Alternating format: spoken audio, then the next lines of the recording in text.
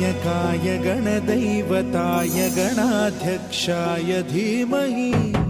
गुणशरीराय गुणमण्डिताय गुणेशानाय धीमहि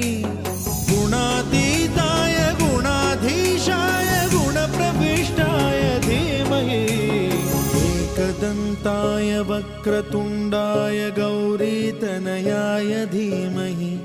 गजेशानाय भालचन्द्राय श्रीगणेशाय धीमहि